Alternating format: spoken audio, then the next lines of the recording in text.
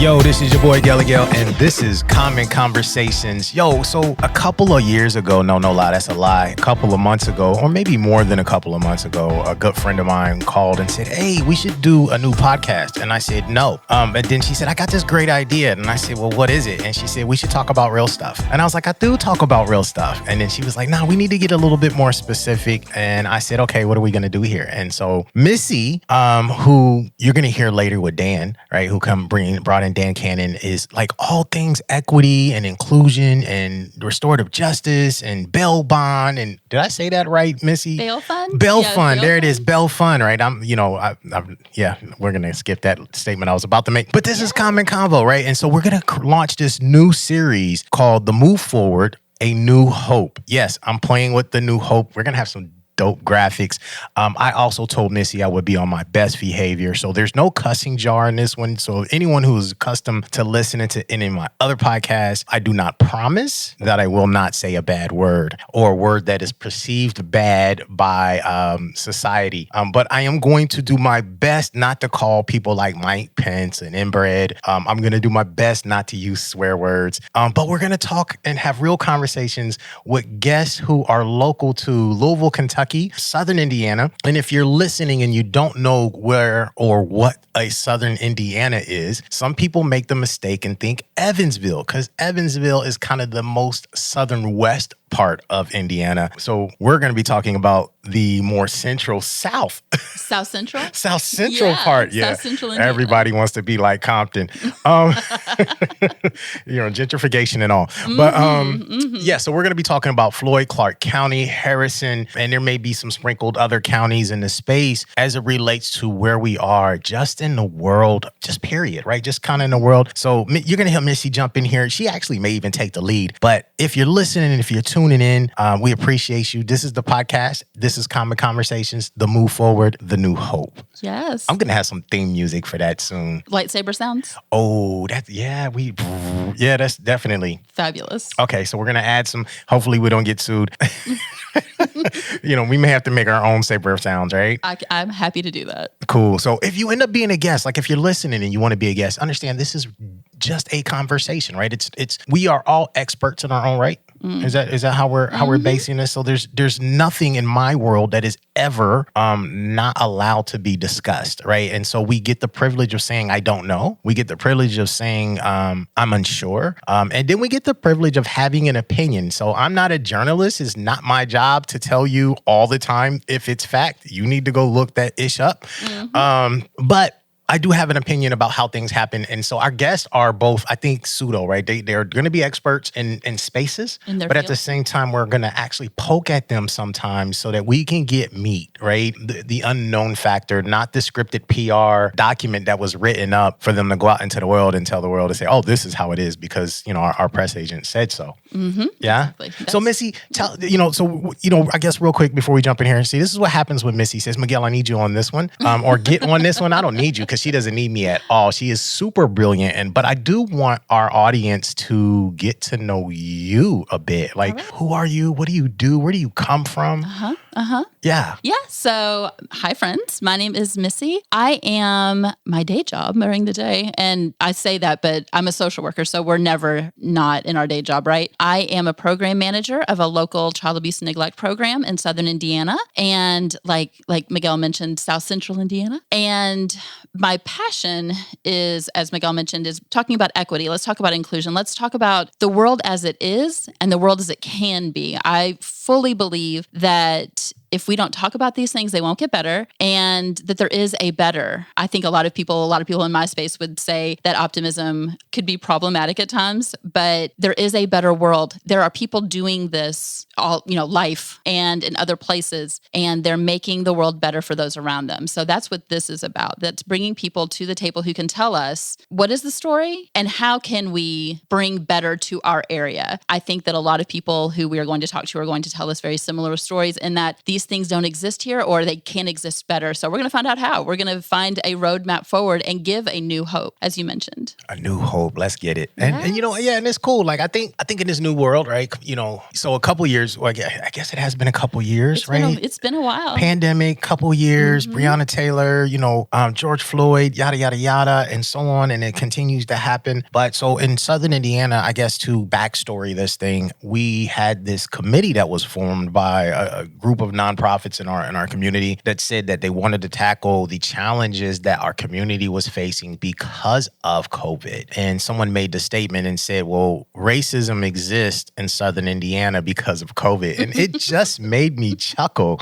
And I thought, wow, how ignorant, how naive. And then I was like, I hope that's ignorance, right? So. Well, you know, I hope that was just a lack of knowledge. I hope so. And I hope that we're taking away that excuse now. Yes. We're going to talk about it.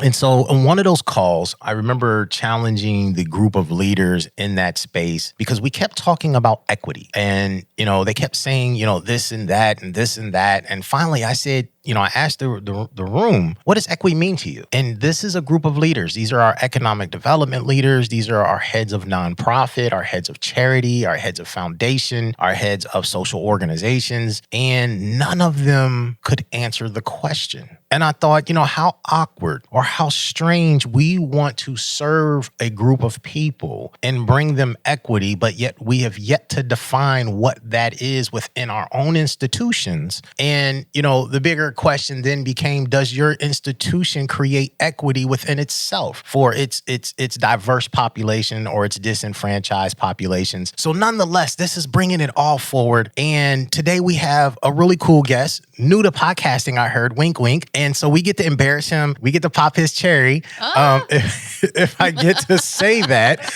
I'm not going to apologize. I told you I was going to keep it clean. That may be, whatever. Innuendo still included. I do apologize. I discriminate against everybody. Equal opportunity. Yes, absolutely. And that's equity, people. Is it, right? So don't cancel me this time. I'll behave. So, Missy, so here's a fun part, right? The thing about Common Conversations is that, you know, over the years, we've always had different people. And yes, I'm always the lead host, but I'm not always the lead host. So Missy is actually going to lead us along this journey. And so she has the keys to the vehicle, which means that at some point in time, she gets to look at me and be like, shut up, it's my turn. And we haven't learned how to do that quietly yet. No. He'd be like, he's telling me to talk now. Okay. Well, friends, we are excited. Again, we're so excited that you're with us. We're excited that you're giving us some half an hour to an hour of your time today to talk about how we make this world better and how we make this area better. If we live here, we're invested, what can we do? And to that end, we have Eric Jordan with us today. Eric is the Diversity and Inclusion Strategies Manager with a local Chamber of Commerce. That's a lot of words, Eric. Yes, it is. Eric, tell us about yourself. Yes, so I'm Dr. Eric Jordan. I was born and raised in Louisville, Kentucky. I've lived here my entire life, and I have been doing DE&I work for almost a decade now. I have been doing DE&I work in academia for I would say 4 or 5 or so years, you know, focusing a lot on how to hire and retain diverse faculty, and then how to encourage and give support to those faculty to then go out and interact with a diverse group of students. So how do you hire and retain diverse faculty, but then how do you enroll and retain a diverse student body? So that's certainly what I did when I first got into the DE&I space. I did a lot of DE&I research. I helped set up a lot of different workshops and things of that nature, just trying to get my foot in the door. And then in the year 2021, I was hired at the Chamber of Commerce, and I, have the job title that you read. It is a mouthful. Mm-hmm. The Diversity and Inclusion Strategies Manager, where I do pretty much all things DE&I, from planning to strategy to building workshops to analyzing policy and things of that nature to make sure that, that our business community is as equitable as it can be. So Eric, let's back up just a second to talk about what a Chamber of Commerce is. What is its function? What does it do? Mm-hmm. So a Chamber of Commerce is actually something that's very common in pretty much every city. A Chamber of Commerce is like an ambassador for business locally. So a chamber will advocate for business policy. It will work with other businesses to help them grow. It works in the interest of a business scene. And so where I come in is I, work with the chamber to work with other businesses to, broaden their DE&I programs and policy, and to bring equity to those spaces. Okay. So let's. So one of the questions that we had early on was: it sounds like that's a new position within the chamber is DEI specialty. Why now? Yeah, so I get that question a lot. Like, why now? And my kind of corny answer is, well, there's never a better time than now, right? Like, not wrong, you know what I mean?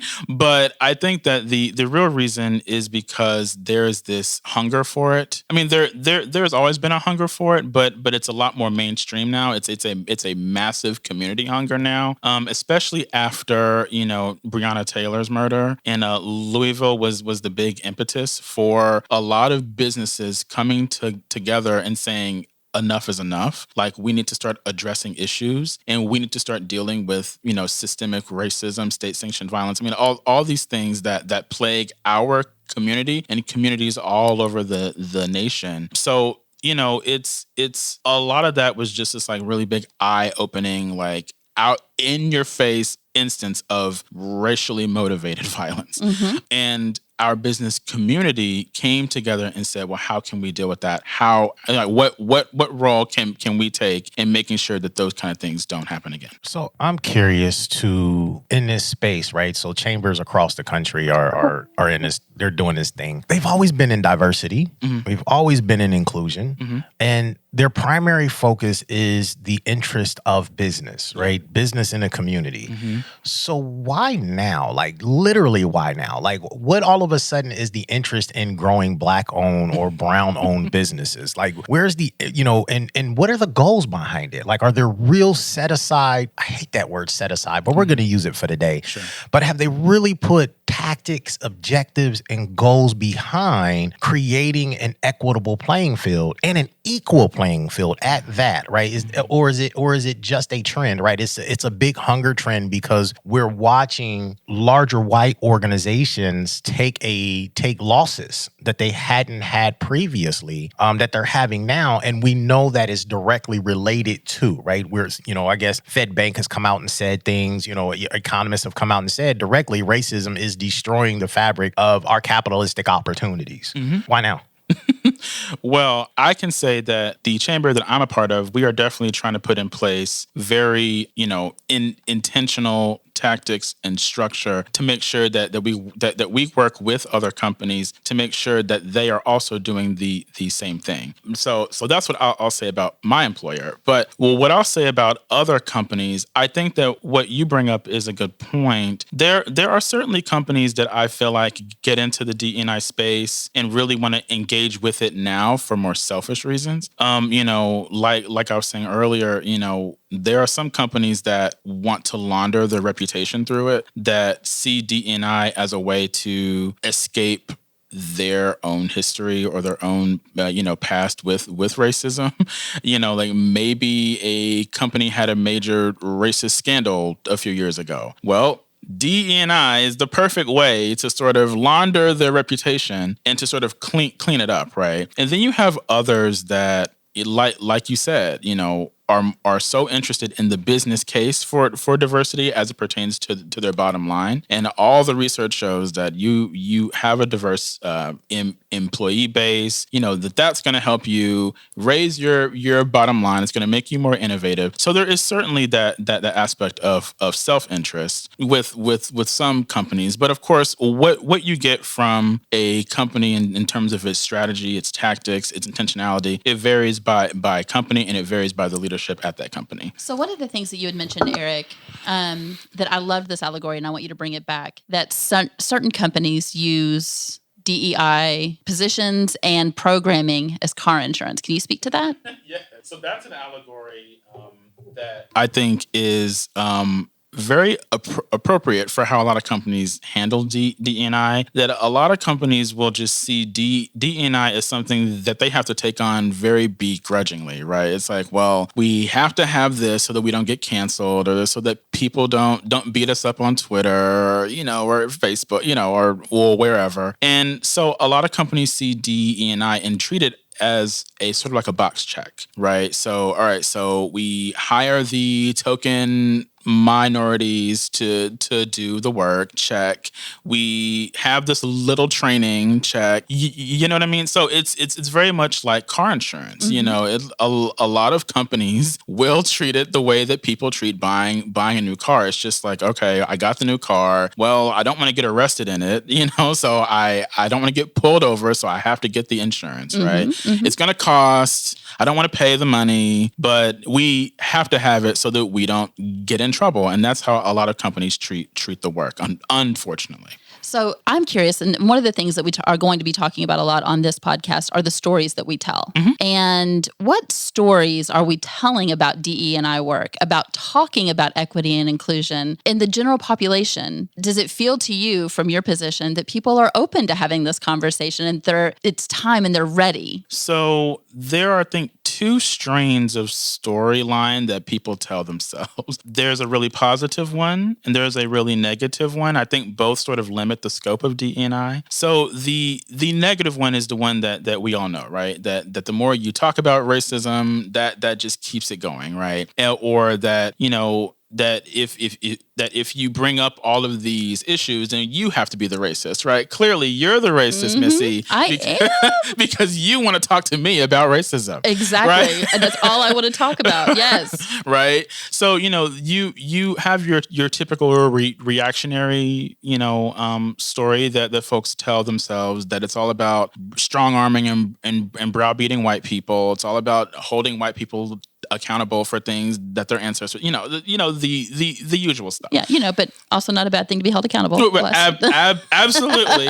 But there mm-hmm. there are people who see that as a oh my gosh, well how dare you, right? Right. And so that, of course, limits the scope of the work because it's an inaccurate picture of the work. But then there's another strain that I think is, like the hyper positive, view of what DE&I is. So there's this idea that DE&I, especially the equity portion, is very one size fits all. It's very get as many brown and black faces in a room, get as many skinny people, fat people, mm-hmm. short people in a room, and you've solved it. Everybody clap. Do your best, Jeb Bush. Please clap. Please. Please clap. You get as many people who look different, sound different in a room, and the confetti falls from the ceiling. Racism, sexism, ableism has ended. We have cured racism. We have cured it. Yes, Jesus has touched our forehead. Woo! It is cured. Okay, and so that's a story and a lie about how you achieve equity. And then there's another one where that DE&I is purely about the implicit bias training, right? And while implicit bias training is certainly useful, it's not useful by itself. That's what research shows us. But implicit bias training, or really just seeing DE&I simply as training, doesn't do the work justice either, because a lot of times organizations will do training as a one-off, mm-hmm, mm-hmm. or they will barely fund it, or a lot of training they'll just sort of find anybody just to do it, just to check that box, right? Mm-hmm. It's like, look, we did this for our car insurance, right? So I think those are two narratives that I think harm DE&I because they're so reductive and they're so simple. Mm-hmm. And they're very comfortable as well, and they help to maintain a status quo, because just simply putting DE&I in the box of training is very easy for any corporation to do. It requires very little work. I mean, mm-hmm. just have a little budget, hire someone you see on LinkedIn, do it once, cool, box is checked, right? You know, so.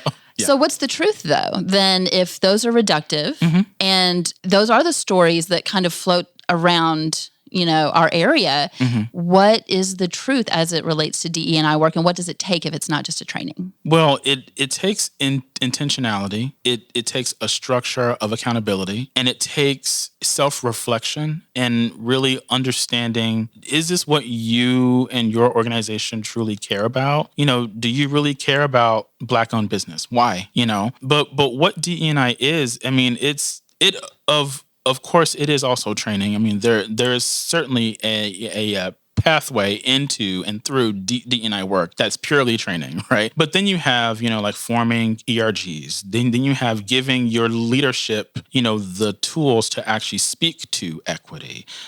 Yes. Can you, for those of us in the non-business world, can you define ERG?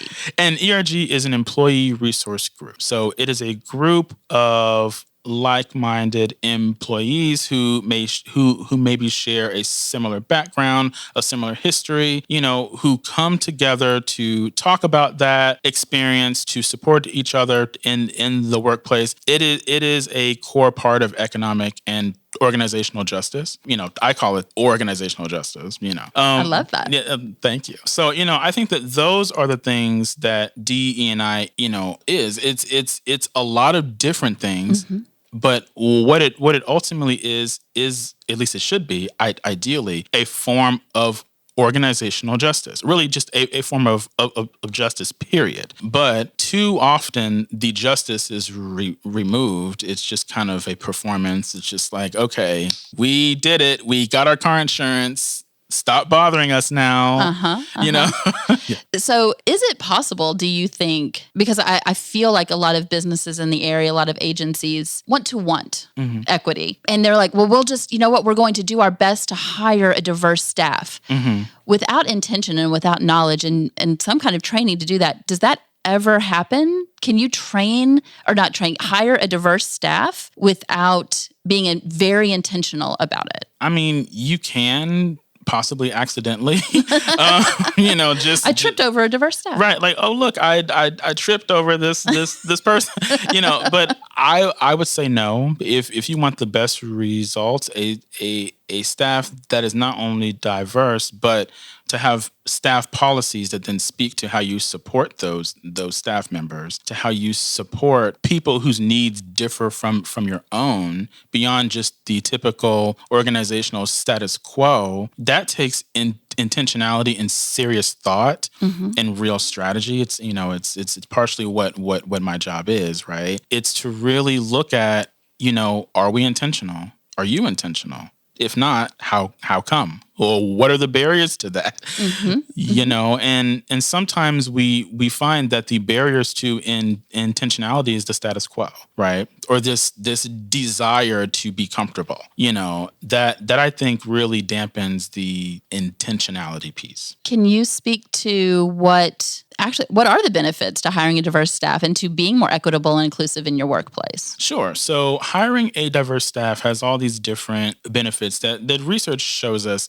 Of course, it makes your company more innovative. You know, you have a bunch of different people around the table designing products, you know, just for example. Then you are likely going to get multiple different perspectives on that product versus if you, for example, have an all-white staff. You might have a product that only works if it scans white skin. Right, which we've seen numerous examples of, you know what I mean? But if you have a diverse staff, then you can make sure that those problems don't arise, at least, you know, in theory. So not only are you more innovative, but you also have better problem solving because, again, you have a lot of different people who come from a different background. They do different things. They can sort of see problems from different angles. And that you know, those things help make your business stronger, better, smarter, faster, more modern. Okay. So on top of the fact that, you know, having a diverse business, having one that focuses on equity also keeps you from getting beat up on social media. I mean, a lot of people are looking. The streets are talking.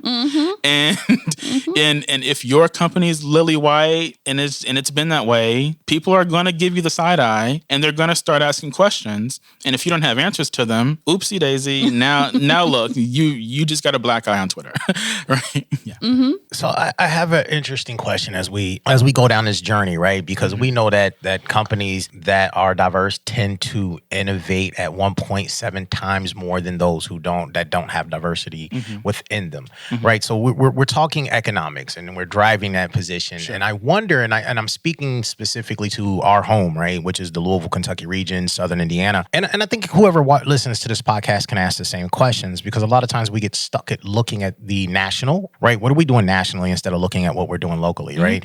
And so when we talk about economic spend from governments or large business in those sectors of economically challenged small businesses, so specifically Black and brown and white women, right? But Black and brown as a whole, when we talk about intentionality, and I don't know if your organization does this, which would be interesting to see, but are you seeing in the DE&I space locally where there are intentional goals to be set upon to create real contractual opportunities above and beyond the standard systemic way we've been doing it? And a lot of that is through minority certification. We can get on that if you want to. Sure. Are you seeing anything different in that sense? And I guess even adding to that, I know this is a long question, right? But what is intentionality, right? I mean, what's the meat behind intentionality? Like, I've heard a lot of people say some wild shit in the last couple of weeks, right? Equity. And then when you ask them, define it. Huh? You know what I mean? Yeah.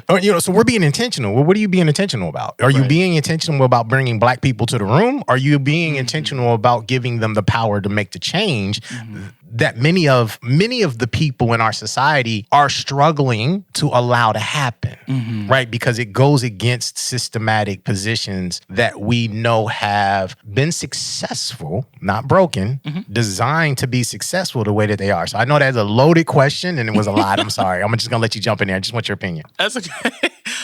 So where do I start? So I know that the chamber that I'm a part of, we certainly do try to be innovative in getting those contractual opportunities out there. We actually just started a supplier diversity event that we held at this point maybe a month or so ago, where we are very specific and very intentional about connecting small, I would say primarily Black-owned businesses to larger companies that they would usually not have as much access to for whatever barrier or whatever reason. And we do that because, one, the community wants it. You know, folks tell us that it's something that they certainly want. Two, it's a way to help build businesses beyond just asking them to get certified, and then you go and talk to a company and hope all works out, right? So that's something that we certainly do. The other parts of your question, please remind me. There are a lot of parts to your question. It was a layer cake, and I just thought of it, so I don't know if I can go back and be like, oh, by the way, I said this. Yeah. What's the intention? I guess, and to sum it up, what's the intentionality? What are the goals? What are the objectives in the words that we're hearing DE&I people in these spaces say we're being intentional? What's the measure? Intentionality is purposeful. It is direct. There is a literal plan of action with actual steps, at least as the way that I think about it. Actual goals, an actual plan. Like if you see a company that has like a strategic plan for diversity, then I would say that company is taking strides to be intentional. They have a roadmap for what they are trying to do. They have metrics in place for what they're trying to do, ideally, and they are going to follow that roadmap in the hopes of achieving those metric goals. And that, to me, is an example of intentionality, at least in a workplace. So let me, and Missy, you cut me off, you jump in here. So I'm just curious. I'm gonna just keep jumping in here because you keep, so in this intentionality with this metrics and these goals and these things, and we're championing this new trend of equity and our spaces. If we're using the same system of measurement and execution as we were using prior to this whole equity idea, but using it for inclusion and diversity, is there any I mean, should I have as a business owner in this community, should I have any hope that you'll do anything? Not you, the proverbial you who's out here, will do anything actually different? Will we come to some arrival and achieve some greater movement toward true equity? And so for me, equity is about ownership and power and position, right? Yes. Being able to dictate and write the policy that is going to allow me to grow both in wealth, both in health, et cetera, and allows me to truly be part of a community. And so often we're like, be a part of the community, but then when Black people show up, it's like, well, we didn't want you to be that part of the community, right? Not like that. We wanted to see you. We just didn't want to hear you, right? Or we want to hear you, but we don't want to see you actually have any. We are not going to give you any power. We're not going to give you no budget, right? We're gonna give you 10% of 100% of a pie, and we're gonna only offer to 10% of the Black population. So we're gonna, that whole crabs in the barrel mentality is actually manufactured and created. Yes. So I didn't get you. See, I'm going on a tangent. This is why I shouldn't be doing this, Missy. So I'm curious. Go. So I do agree with you that there is currently a limitation there, right? So a lot of businesses, a lot of organizations do sort of operate on these very traditional, very like almost hyper-capitalistic ways of viewing equity, of viewing diversity, of viewing inclusion, purely from the standpoint of numbers and percentages, But none of that really empowers people in the way that you're suggesting, right? And so, I do agree with you that there does need to be a shift. But like I was saying earlier, the status quo is a very powerful thing, and it shapes a lot. This need for tradition, to keep executives happy. This desire to to maintain a system that maintains a certain hierarchy of power. It's one that we do have to we have to figure out how to overcome.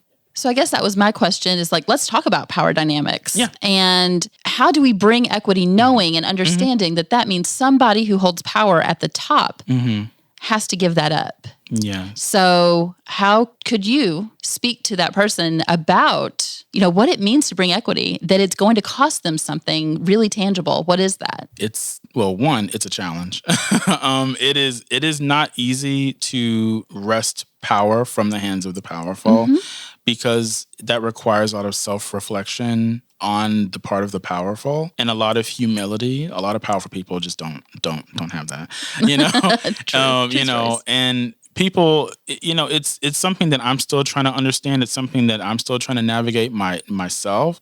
How do you shift power from, dominant, rich white men, right, to, Black folks? To poor people. That's something that I don't think the business community writ large has a good solution to yet, if I'm being honest. Well, thank you for that honesty, though, for sure. Sure. So one of the things we want to give people and give our listeners is a way to bring justice and equity to their own world. Sure. So what if we're speaking to someone who isn't sitting at the executive table, they're not on the board of directors? How can somebody just in their own community and in their own place of business bring equity and create an equitable and inclusive space?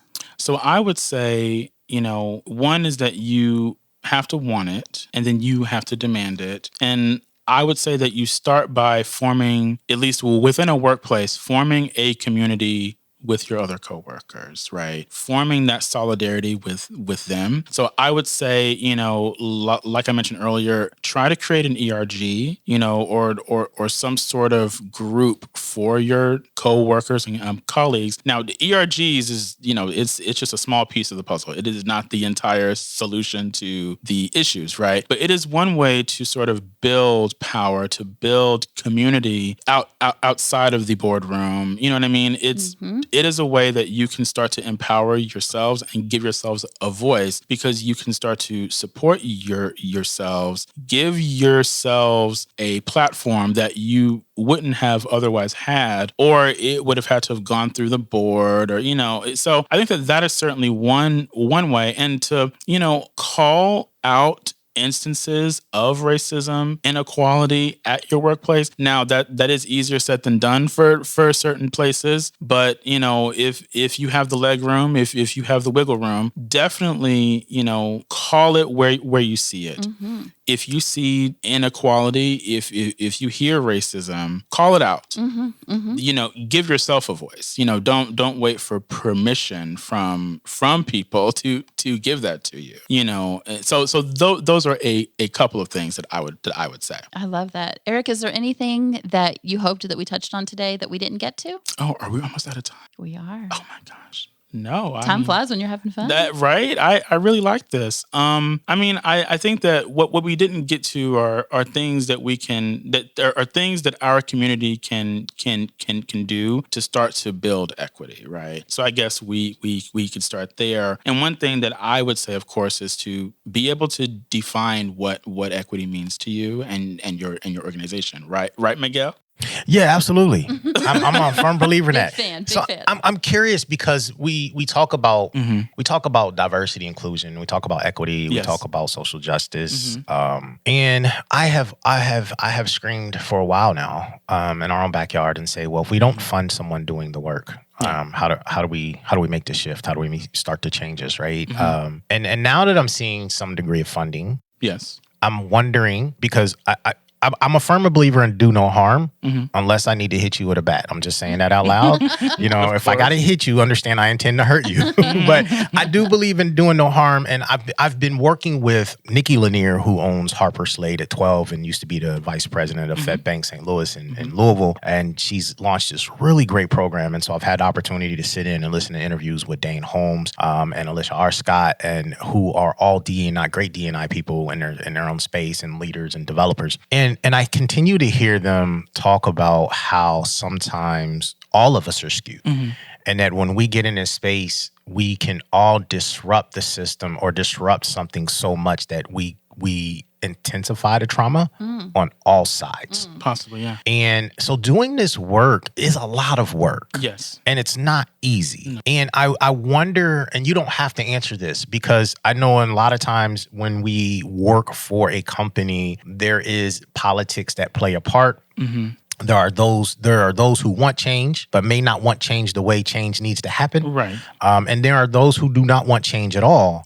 But I do wonder, how do we get into the work and challenge our own personal ecosystems, right, to really begin to shift? And I'm going to pick on GLI. I'm going to pick on 1SI because I don't know. And if they're listening, this is a great opportunity to share with our community what you are or are not doing. But have they started doing organizational equity change within the organization before they went outside? Yeah. Right. And said, we're going to change the outside world, but we're not going to change our inside world. We're not going to change our culture. Right. We're going to keep the same people who believe the same systems. And I'm a firm believer that just because you're Black doesn't mean you want equity for Black people. Correct. Yeah. And just because you're Hispanic or Latino or you're a woman, and white women and Black women definitely sit in different spaces sometimes, so we still have this imbalance, I guess, if we would. But how do we, so as we get out here and we start doing this work, how do we do it without causing further harm? Or is that possible? That's a good question.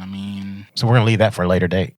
Yeah, sure. All right, we'll leave that one for a later date. Anybody in our community doing the work well? Yes. Who? I think that GLI is trying. It is certainly doing the work now that it's wanted to do for many years. I think that 1SI definitely tries to do the work well. I know, like you mentioned, Nikki Lanier. I know that she's always doing the work. So those are some examples. Got you. All right, cool. So we got some examples of people doing the work. Now it's we need somebody to rally them together, Missy, and put them all in a room. That's the hope. Because we need a roadmap. Well, let's yes, do it. we do. Yeah, roadmap to success, right? So we can all be out here building railroads and they all go in the wrong direction, or we're all building railroads and nobody built the train. It's so super important. All right, cool. I appreciate it. This has been a fun show. Yes. What do you think? No, it's been great. I thank you so much. I hope you had fun your first time. This was great. Have me back, please. Yeah. Oh, so now you're going to get the itch, right? And what happens when you get the itch is, you're going to consistently want to do this. Yeah. So it becomes part of your everyday. You're going to be like, yo, how do I get on the next podcast?